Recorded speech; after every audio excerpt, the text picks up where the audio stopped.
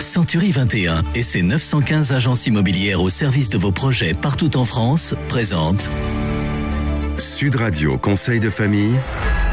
Bonsoir Stéphane Moller. Bonsoir Philippe. Vous êtes associé au sein du cabinet VIA. Nous nous retrouvons chaque soir à 19h20 pour parler de finances, d'immobilier, de droit de la famille. En fait, pour parler de gestion de patrimoine.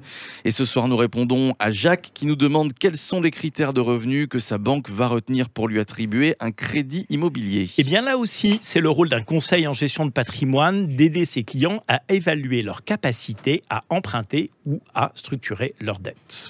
D'autant que depuis 2 ans, le HSF, c'est-à-dire le Haut Conseil de la stabilité financière, a beaucoup resserré les conditions d'octroi de crédit. Alors pour commencer, quels sont les critères professionnels qui me permettent de demander un crédit ? Eh bien pour les salariés, il suffit d'avoir purgé sa période d'essai.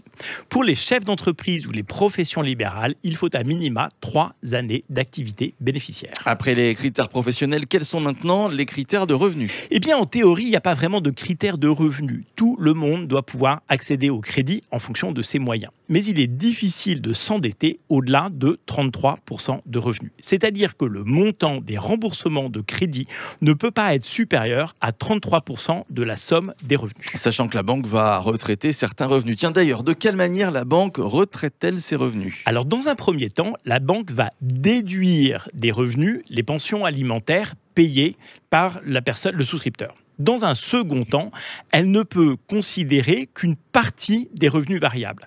Dans un troisième temps, elle va pondérer certains revenus, comme par exemple les revenus immobiliers. C'est-à-dire qu'elle va n'en considérer qu'une fraction, sans doute la moitié, parfois un peu plus. Dans ces conditions, les 33% de taux d'endettement peuvent être rapidement atteints. Oui, c'est pour cela qu'il faut porter une vraie attention à la façon de monter ces crédits.